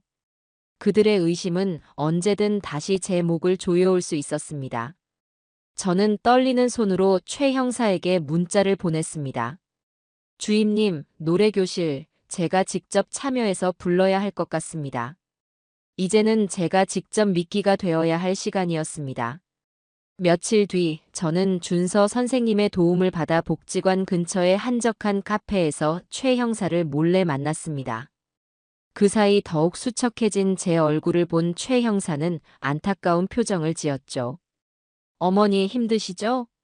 저희도 아드님 계좌를 계속 추적하고 있는데 돈이 급한지 여기저기서 대출을 알아보는 흔적이 포착됐습니다. 아마 조만간 또 다른 범행을 계획할 겁니다. 그래서 제가 직접 나서야겠다고 결심했습니다. 더 이상은 시간만 보내고 있을 수가 없어요. 제 단호한 말에 최 형사는 잠시 고민하더니 이내 결심한 듯 입을 열었습니다. 알겠습니다, 어머니. 사실 저희도 어머니께 이 말씀을 드리려고 했습니다. 저희가 새로운 판을 짜고 어머니께서 미끼가 되어주시는 겁니다. 물론 아주 위험한 일이 될 수도 있습니다. 괜찮으시겠습니까? 저는 조용히 고개를 끄덕였습니다. 두려웠지만 이것만이 모든 것을 끝낼 수 있는 유일한 방법이라는 것을 알고 있었습니다. 제 아들의 죄를 제 손으로 끊어내야만 했습니다. 그것이 엄이 된 마지막 돌이라고 생각했죠. 그날부터 우리는 아주 은밀하고 치밀한 작전을 계획하기 시작했습니다. 작전의 내용은 이러했습니다. 제가 돌아가신 저희 남편의 유품을 정리하다가 아주 오래전에 사두었던 낡은 양도성 예금 증서를 우연히 발견한 것처럼 연기하는 것이었죠. 그 증서는 막 만기가 되어 지금 당장 현금으로 찾으면 2억 원이 넘는 큰돈이 되는 것으로 설정했습니다. 저는 이 우연히 생긴 목돈의 처리를 고민하는 순진한 노인 역할을 맡아야 했습니다. 그리고 아들 내외에게 이 돈을 어떻게 하면 좋을지 모르겠다. 너희가 좀 안전하게 굴려줄 수 없겠니? 라며 먼저 미끼를 던지는 것이었죠. 돈의 혈안이 된 그들이라면 틀림없이 이 미끼를 덥석 물 것이 분명했습니다. 가장 중요한 것은 신호였습니다. 아들 내외가 가짜 투자 계약서를 들고 와 제게 도장을 찍으라고 하는 결정적인 순간, 제가 약속된 신호 대사를 외치면 주변에 잠복해 있던 형사들이 현장을 덮치는 계획이었죠. 최 형사는 신호 대사를 몇 번이고 제게 각인시켰습니다. 우리 아들 믿고 이 늙은 어미가 마지막으로 큰 결정 한번 해보는구나. 이 한 문장이 모든 것의 시작과 끝이 될 터였습니다. 작전을 계획하는 며칠 동안 저는 집에서 제 인생 최고의 연기를 펼쳤습니다. 먼지 쌓인 장롱 깊숙한 곳에서 낡은 나무 상자 하나를 꺼내는 것부터 시작했죠. 그리고는 아들 내외가 모두 있는 저녁 식사 시간에 마치 엄청난 것을 발견했다는 듯 호들갑을 떨며 그 상자를 들고 나왔습니다. 얘들아, 이것 좀 보거라. 내가 세상에 이걸 까맣게 잊고 있었지 뭐니. 상자 안에는 제가 미리 준비해둔 그럴듯하게 낡아 보이는 가짜 증서가 들어 있었습니다. 아들 내외는 처음에는 반신반의하는 표정으로 증서를 살펴보았죠. 하지만 곧 인터넷으로 무언가를 검색해보던 미영이의 눈이 동그랗게 커졌습니다. 어머니, 이거 진짜예요. 지금 찾으면 세금 떼고도 2억이 넘는 돈이에요. 그 순간 민수와 미영이의 눈빛이 변하는 것을 저는 보았습니다. 그들의 눈에는 더 이상 의심이 아니었습니다. 주체할 수 없는 탐욕이 뱀처럼 또아리를 틀고 있었죠. 그날 이후 집안의 분위기는 완전히 달라졌습니다. 얼음장 같던 집안에 웃음꽃이 피었고 아들 내외는 제게 지극정성으로 효도하기 시작했습니다. 비싼 영양제를 사오는 것은 물론 매일같이 제 어깨와 다리를 주물렀죠. 그들의 역겨운 위선을 마주하는 것은 고통스러웠지만 저는 아무것도 모르는 채 행복에 겨워하는 늙은 어머니를 완벽하게 연기했습니다. 며칠 뒤 예상대로 미영이가 조심스럽게 제게 말을 꺼냈습니다. 어머니, 그 돈 그냥 은행에 넣어두면 이자도 얼마 안 붙고 아깝잖아요. 저희가 아주 안전하고 좋은 투자처를 아는데 어머니 노후 저희가 책임지고 멋지게 굴려드릴게요. 드디어 그들이 미끼를 문 것이었습니다. 저는 못 이기는 척 너희만 믿겠다며 모든 것을 맡겼습니다. 약속 장소는 경찰이 미리 섭외해둔 시내의 한적한 카페로 정해졌습니다. 그곳은 이미 수많은 위장 손님, 즉 형사들로 가득 차 있을 터였죠. 결전의 날이 밝았습니다. 저는 일부러 가장 아끼던 고운 한복을 꺼내 입었습니다. 마지막으로 거울 앞에 선 제 모습이 낯설게만 느껴졌습니다. 아들과 며느리를 잡기 위해 제 손으로 판을 짜고 이제 그 마지막 무대에 오르기 직전이었으니까요. 민수가 운전하는 차를 타고 카페로 가는 동안 아무도 입을 열지 않았습니다. 차 안에는 무거운 침묵만이 흘렀죠.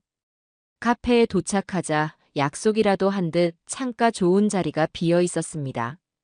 저는 자리에 앉아 애써 태연하게 차를 마셨습니다. 제 눈에는 카페 안에 앉아 있는 모든 사람들이 각자의 역할을 수행하는 배우들처럼 보였습니다.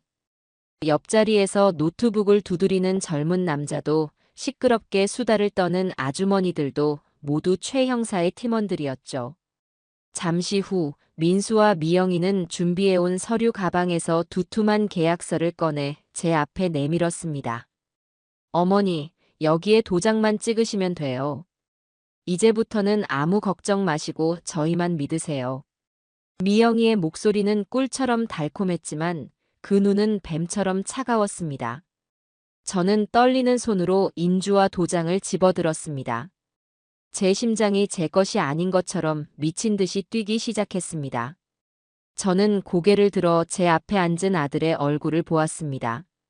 그의 얼굴에는 오직 탐욕과 초조함만이 가득했습니다. 저는 깊게 숨을 들이마셨습니다. 그리고는 온 힘을 다해 또박또박 연습했던 마지막 대사를 은조렸습니다. 우리 아들 믿고 이 늙은 어미가 마지막으로 큰 결정 한번 해보는구나. 제 목소리가 카페의 소음을 가르고 울려 퍼지는 순간 세상의 모든 소리가 멎는 듯 했습니다. 째깍거리던 시계추가 멈추고 사람들의 웃음소리가 사라지고 커피 내리는 기계 소리마저 잠잠해졌죠. 그 정적 속에서 제 앞에 앉아있던 아들 민수의 얼굴이 천천히 굳어갔습니다. 계약서에 찍힐 제 도장만 바라보던 그의 눈이 무언가 잘못되었음을 깨닫고는 당황과 혼란으로 흔들리기 시작했습니다. 바로 그때였습니다. 옆자리에서 노트북을 두드리던 젊은 남자가, 창가에서 신문을 보던 중년 신사가, 심지어 카운터에서 주문을 받던 아가씨까지. 카페 안의 모든 사람들이 약속이라도 한 듯 자리에서 일어났습니다. 그리고 그들의 손에는 차갑고 서늘한 빛을 뿜어내는 경찰 신분증이 들려 있었죠. 꼼짝 마! 사기 및 유사수신 행위의 규제에 관한 법률 위반 혐의로 당신들을 체포합니다. 당신들은 변호사를 선임할 수 있으며 변명의 기회가 있고 불리한 진술을 거부할 권리가 있습니다. 최 형사의 낮고 힘있는 목소리가 카페 전체를 장악했습니다. 모든 것은 순식간에 일어났습니다. 민수의 얼굴은 새하얗게 질려버렸고 며느리 미영이의 얼굴에서는 핏기가 완전히 가셨습니다. 미영이는 상황 파악이 되지 않는다는 듯 잠시 멍하니 주변을 둘러보았죠. 뭐예요, 당신들. 지금 무슨 짓이에요? 우리가 뭘 어쨌다고. 미영이가 날카롭게 소리쳤습니다. 그녀는 마지막까지 발버둥 치려는 듯 보였어요. 하지만 최 형사는 눈 하나 깜짝하지 않고 그녀에게 다가가 손에 들고 있던 가짜 계약서를 증거물로 확보했습니다. 유미영 씨, 강민수 씨. 이 계약서가 뭔지 본인들이 더 잘 알 텐데요. 더 이상 소란 피우지 말고 협조해 주시죠. 형사 2명이 다가와 민수와 미영이의 팔을 붙잡았습니다. 그 순간 미영이의 눈이 저를 향했습니다. 그녀의 눈에는 믿을 수 없다는 경악과 함께 이 모든 것을 꾸민 것이 바로 저라는 사실을 깨달은 분노가 이글거리고 있었죠. 어머니가 어떻게? 미영이는 말을 잇지 못하고 입술만 파르르 떨었습니다. 하지만 저는 그녀의 눈을 피하지 않았습니다. 그저 조용히 그 모든 광경을 지켜볼 뿐이었죠. 이어서 민수의 팔목에 차가운 수갑이 채워지는 소리가 들렸습니다. 철컥하는 그 금속성 소리는 제 심장에 그대로 와서 박히는 것 같았습니다. 제 아들, 제 손으로 밥을 해먹이고 옷을 입혔던 내 아들이 제 눈앞에서 죄인이 되어 끌려가고 있었습니다. 엄마, 이게 어떻게 된 거야? 엄마가 신고한 거야? 엄마가 어떻게 나한테 이럴 수가 있어? 민수는 이성을 잃고 제게 소리쳤습니다. 그의 목소리는 분노라기보다는 배신감에 찬 절규에 가까웠어요. 저는 아무 대답도 할 수 없었습니다. 그저 고개를 떨군 채 제 손으로 제 아들의 인생을 망쳐버렸다는 죄책감에 온몸을 떨고만 있었죠. 아들 내외가 형사들에게 끌려나가고 카페 안에는 다시 어색한 정적이 흘렀습니다.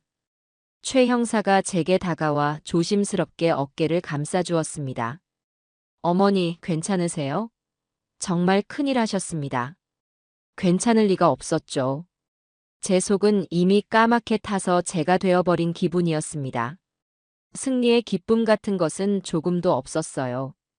오직 가슴을 찢는 듯한 고통과 슬픔만이 저를 짓누르고 있었습니다. 제가 한 일이 과연 옳은 일이었을까요? 어미가 되어 자식을 고발한 저를 세상이 손가락질하지는 않을까요? 온갖 생각들이 저를 괴롭혔습니다. 경찰서로 이동하는 내내 저는 창밖만 바라보며 한마디도 하지 않았습니다. 최 형사는 그런 저를 배려해 주는지 아무것도 묻지 않고 묵묵히 운전만 했죠. 경찰서에 도착해 조사를 받는 동안에도 저는 기계처럼 질문에만 대답할 뿐이었습니다. 모든 것이 꿈처럼 느껴졌어요. 끔찍한 악몽이었습니다. 모든 조사가 끝난 뒤 최 형사가 저를 조용한 조사실로 데려갔습니다. 따뜻한 차 한 잔을 건네며 그는 아주 조심스럽게 입을 열었죠. 어머니, 아드님께서 어머니를 꼭 한번 뵙고 싶어 합니다. 지금 제정신이 아닌 것 같아서 어머니께서 한번 만나서 진정시켜 주시는 게 좋을 것 같습니다. 저는 망설였습니다. 제정신이 아닌 것은 저도 마찬가지였으니까요. 하지만 피할 수는 없는 일이었습니다. 저는 결국 고개를 끄덕였고 최 형사는 저를 취조실 안으로 안내했습니다. 차가운 쇠문이 열리고 저는 수갑을 찬 채 의자에 앉아 있는 민수와 마주했습니다. 아들의 얼굴은 불과 몇 시간 만에 완전히 망가져 있었습니다. 헝클어진 머리, 충혈된 눈, 절망으로 일그러진 표정. 저를 발견한 민수는 고개를 숙인 채 한동안 아무 말도 하지 않았습니다. 저 역시 무슨 말을 먼저 꺼내야 할지 알 수가 없었죠. 엄마. 한참 만에 민수가 저를 불렀습니다. 그의 목소리는 잔뜩 쉬어 있었어요. 정말 엄마가 한 거야? 나한테 어떻게 이럴 수가 있어. 그의 목소리에는 여전히 원망이 가득했습니다. 저는 자리에서 일어나 아들 앞으로 다가갔습니다. 그리고는 그의 얼굴을 가만히 쓰다듬었죠. 민수야. 내가 널 신고한 게 아니야. 제 말에 민수가 고개를 번쩍 들었습니다. 그의 눈에는 의문이 가득했죠. 내가 널 멈추게 한 거란다. 이 어미가 아니면 아무도 널 멈추게 할 수가 없었으니까. 저는 담담하게 말했습니다. 더 이상 눈물은 나오지 않았어요. 내가 더 큰 죄를 짓기 전에, 더 많은 사람들 눈에 피눈물을 내게 하기 전에, 내 인생이 완전히 망가져 버리기 전에 이 어미가 막아야만 했어. 왜 그랬니? 내 아들. 왜 그랬어? 돈이 그렇게 중요했니? 다른 사람도 아니고 네 어미 같은 힘없는 늙은이들 등을 쳐서 번 돈으로 행복하게 살 수 있을 거라고 생각했어. 그 돈으로 이 어미한테 맛있는 거 사주면 내가 기뻐할 거라고 생각했니? 제 조용한 질문이 취조실의 차가운 공기를 갈랐습니다. 그 질문은 제 아들의 마지막 남은 자존심과 변명을 무너뜨리는 망치와도 같았습니다. 민수는 더 이상 저를 원망하지 못했습니다. 그의 눈에서 뜨거운 눈물 방울이 뚝뚝 떨어지기 시작했죠. 엄마, 내가 잘못했어. 마침내 아들의 입에서 터져나온 것은 변명이 아닌 뒤늦은 후회와 참회의 울음이었습니다. 민수는 어린아이처럼 책상에 엎드려 목 놓아 울기 시작했습니다. 그 울음소리 속에는 그가 그동안 짊어져 왔을 모든 절망과 압박감, 그리고 죄책감이 뒤섞여 있었습니다. 저는 그런 아들의 등을 아무 말 없이 그저 조용히 쓸어주었습니다. 아직 모든 것이 끝난 것은 아니었지만 어쩌면 모든 것을 다시 시작할 수 있는 첫걸음은 바로 이 눈물에서부터 시작되는 것일지도 모른다고 저는 생각했습니다. 아들의 울음소리가 멎고 난 뒤 저는 최 형사로부터 사건의 전말을 모두 전해 들을 수 있었습니다. 제 아들 내외의 이야기는 제가 상상했던 것보다 훨씬 더 비참하고 슬픈 것이었죠. 모든 것은 욕심에서 시작되었습니다. 민수와 미영이는 결혼 후 주변 친구들처럼 번듯한 아파트를 장만하고 좋은 차를 굴리며 살고 싶어 했다고 합니다. 하지만 빠듯한 월급만으로는 어림도 없는 일이었죠. 그러던 중 그들은 지인으로부터 아주 확실한 부동산 개발 정보라는 것을 듣게 됩니다. 곧 신도시가 들어설 땅이니 지금 사두기만 하면 몇 배로 뛴다는 달콤한 말에 속아 넘어간 것이었죠. 그들은 자신들이 모아두었던 전 재산은 물론 제게는 비밀로 한 채 여기저기서 무리하게 빚까지 내어 그 땅에 투자했다고 합니다. 하지만 그 모든 것은 처음부터 사기였습니다. 지인은 돈을 챙겨 해외로 도망가 버렸고 그들이 투자한 땅은 개발은커녕 아무 쓸모도 없는 맹지였죠. 한순간에 모든 것을 잃고 빚더미에 올라앉게 된 두 사람은 절망했습니다. 하지만 부끄러움과 자존심 때문에 아무에게도 심지어 저에게도 사실을 털어놓지 못했죠. 매일같이 빚독촉에 시달리던 그들은 결국 이성을 잃고 말았습니다. 자신들이 당했던 것과 똑같은 방법으로 자신들보다 더 약한 사람들을 속여서라도 돈을 구해야겠다는 끔찍한 생각을 하게 된 것이었습니다. 그렇게 피해자는 가해자가 되어버렸습니다. 최 형사의 이야기를 듣는 내내 제 가슴은 미어졌습니다. 물론 그들의 죄가 용서받을 수 있는 것은 아니었어요. 하지만 그들이 겪었을 절망과 고통이 느껴져 마음이 아팠습니다. 내 아들이 그렇게 힘든 시간을 보내는 동안 어미인 저는 아무것도 모른 채 아침밥이나 차리고 있었다는 사실에 죄책감이 들었죠. 저는 그날 이후 제가 해야 할 일이 무엇인지 분명히 깨달았습니다. 제 아들의 죄를 법이 심판하겠지만 그 죄로 인해 상처받은 사람들의 눈물은 이 어미인 제가 닦아주어야만 했습니다. 그것이 제가 할 수 있는 유일한 속죄의 방법이었죠. 저는 가장 먼저 준서 선생님을 찾아가 도움을 청했습니다. 그리고 최 형사에게 양해를 구해 아들의 서류철에 적혀있던 피해자들의 연락처를 모두 확보했죠.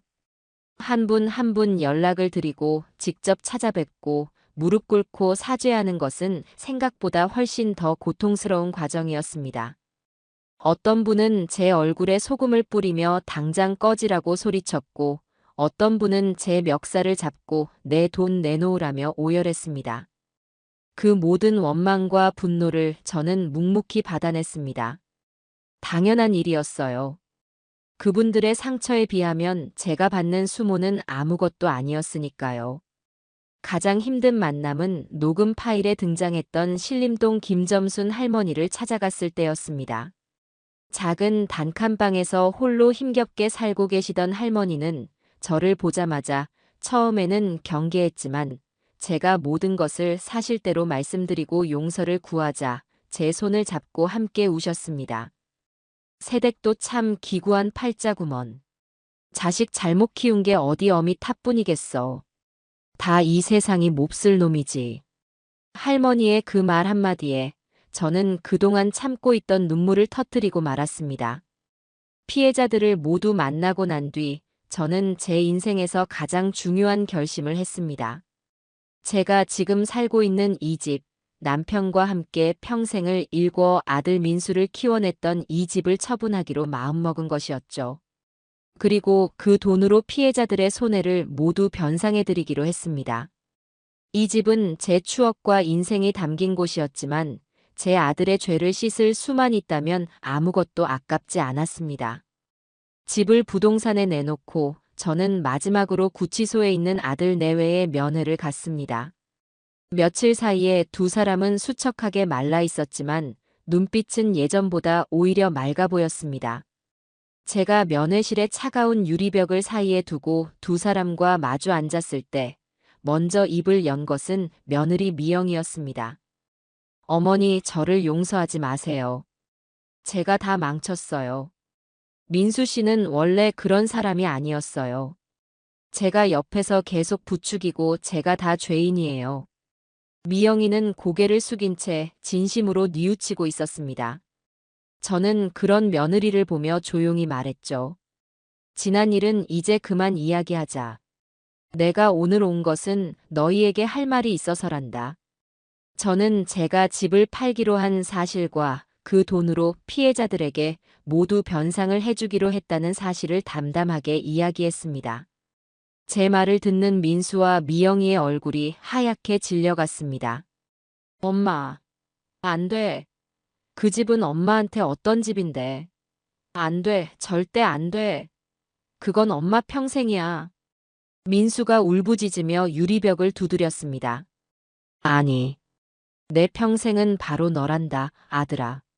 내가 잘못된 길로 갔을 때 바로 잡아주지 못한 이 어미의 잘못이기도 해. 그러니 이건 내가 마땅히 져야 할 짐이야. 너희는 그 안에서 죗값 달게 받고 다시 세상에 나왔을 때 그때는 정말 정직하게 땀 흘리면서 살아다오. 이 어미에게 그것 하나만 약속해 주렴. 제 말에 아들 내외는 더 이상 아무 말도 하지 못하고 그저 눈물만 흘렸습니다. 그 눈물은 제가 그들에게서 처음 보는 진실한 참회의 눈물이었습니다. 얼마 후 재판이 열렸습니다. 아들 내외는 자신들의 모든 죄를 인정하고 깊이 반성하는 모습을 보였습니다. 그리고 제가 피해자 전원에게 피해 금액을 변상하고 합의를 이끌어낸 것이 정상 참작되어 두 사람은 생각보다 무겁지 않은 형을 선고받았어요. 법의 심판은 끝났지만 저희 가족의 진짜 속죄는 이제부터 시작이라는 것을 저는 잘 알고 있었습니다. 시간은 강물처럼 흘러 어느새 두 번의 계절이 지났습니다. 저는 아들 내외와 함께 살던 정든 집을 떠나 햇살이 잘 드는 작은 빌라의 월세방으로 거처를 옮겼습니다. 처음에는 텅 빈 방 안에서 혼자 눈을 뜨는 아침이 낯설고 외로웠지만 저는 주저앉아 있지 않았습니다. 제게는 이제 저 자신만의 새로운 인생을 살아갈 시간이 주어진 것이라고 생각하기로 했죠. 가장 먼저 저는 그동안 미뤄두었던 것들을 하나씩 배우기 시작했습니다. 동네 복지관의 도자기 교실에 등록해서 흙을 만졌고 노래 교실에서는 목청껏 노래를 불렀습니다. 처음에는 서툴고 어색했지만 무언가에 집중하고 새로운 것을 배운다는 기쁨은 제 마음의 상처를 조금씩 아물게 해주었습니다. 특히 김준서 선생님은 이제 제게 아들보다 더 살가운 존재가 되었습니다. 그는 주말마다 저를 찾아와 말벗이 되어 주었고 스마트폰뿐만 아니라 컴퓨터 사용법까지 알려주며 제가 세상과 소통하는 창을 넓혀주었죠. 우리는 가끔 함께 영화를 보러 가기도 하고 근교로 나들이를 가기도 했습니다. 피 한 방울 섞이지 않았지만 우리는 서로에게 더없이 소중한 가족이 되어 주었습니다. 제 삶은 예전보다 훨씬 더 소박해졌습니다. 넓은 집도 좋은 가구도 없었죠. 하지만 제 마음은 그 어느 때보다 평온하고 자유로웠습니다. 저는 더 이상 누군가의 아내나 어머니가 아닌 서은미라는 제 이름 석자로 온전히 서 있는 법을 배우고 있었습니다. 경로당에서 만났던 김점순 할머니나 박영감님과도 가끔 만나 함께 식사를 하며 서로의 안부를 묻는 좋은 친구가 되었습니다. 상처를 통해 만난 인연이었지만 그래서 더 서로를 깊이 이해할 수 있었죠. 그러던 어느 가을날 오후 제게 편지 한 통이 도착했습니다. 교도소에서 온 제 아들 민수의 편지였습니다. 저는 떨리는 손으로 편지를 뜯었습니다.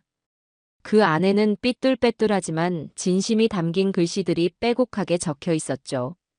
사랑하는 엄마에게. 엄마 잘 지내고 계세요? 저는 이곳에서 잘 지내고 있습니다. 매일 정해진 시간에 일어나 일하고 책을 읽으며 많은 생각을 합니다. 제가 얼마나 어리석었는지, 얼마나 큰 죄를 지었는지 이곳에 와서야 비로소 깨닫게 되었습니다. 저는 늘 돈이 전부라고 생각하며 살았습니다. 돈만 있으면 행복해질 수 있을 거라고 믿었죠. 하지만 돈 때문에 저는 결국 제 영혼을 팔았고 가장 소중한 엄마의 마음에 대못을 박았습니다. 엄마가 차려주던 따뜻한 밥상이, 아침마다 저를 깨우던 엄마의 목소리가 얼마나 소중한 것이었는지 이제야 알게 되었습니다. 엄마, 저를 용서해달라는 말은 하지 않겠습니다. 저는 엄마에게 용서를 구할 자격조차 없는 놈이니까요. 하지만 약속할게요. 이곳에서 죗값을 다 치르고 세상에 나가는 날, 저는 완전히 다른 사람으로 태어나겠습니다. 피땀 흘려번 돈의 소중함을 아는 사람으로, 다른 사람의 눈물을 닦아줄 줄 아는 사람으로, 그리고 엄마의 주름진 손을 부끄러워하지 않는 아들로 다시 태어나겠습니다. 그때까지 부디 건강하게만 지내주세요. 세상에서 가장 죄 많은 아들, 민수 올림.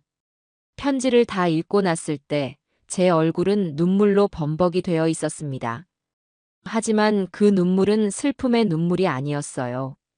그것은 제 아들이 마침내 어른이 되었다는 사실에 대한 안도와 감사의 눈물이었습니다. 며칠 뒤 저는 새벽같이 일어나 음식을 준비했습니다. 아들이 가장 좋아하던 소고기 미역국과 정성껏 부친 하얀 두부 부침, 그리고 몇 가지 마른 반찬들이었죠. 화려하지는 않지만 제 사랑을 듬뿍 담은 음식이었습니다. 저는 그것들을 작은 보온 도시락에 담아 아들이 있는 교도소로 향하는 버스에 몸을 실었습니다. 면회실의 차가운 유리병 너머로 이전보다 조금 야위었지만 훨씬 더 건강해 보이는 아들과 며느리의 얼굴이 보였습니다. 저를 발견한 두 사람의 눈이 동그랗게 커졌죠. 저희는 한동안 아무 말도 하지 않았습니다. 그저 서로의 얼굴을 바라볼 뿐이었죠. 하지만 그 침묵 속에서 저희는 그 어떤 말보다 더 깊은 용서와 화해를 나누고 있었습니다. 저는 가져온 도시락을 들어 올려 유리병 너머의 아들에게 보여주었습니다. 아들아, 밥은 잘 챙겨 먹고 다니니? 제 질문에 민수는 아무 말도 하지 못하고 그저 고개를 끄덕이며 눈물을 뚝뚝 흘렸습니다. 그 눈물은 더 이상 후회나 원망의 눈물이 아니었습니다. 새로운 시작을 약속하는 희망의 눈물이었습니다. 저는 아들을 보며 환하게 웃어주었습니다. 우리의 상처는 아직 아물지 않았고 앞으로 우리가 함께 걸어가야 할 길은 멀고 험할지도 모릅니다. 하지만 괜찮습니다. 우리는 이제 서로를 용서했고 다시 사랑하는 법을 배우기 시작했으니까요. 따뜻한 밥 한 끼를 나눌 수 있는 가족이 있다는 것. 그것만으로도 우리의 인생은 다시 시작될 충분한 이유가 있었습니다. 제 사연을 들어주셔서 감사해요.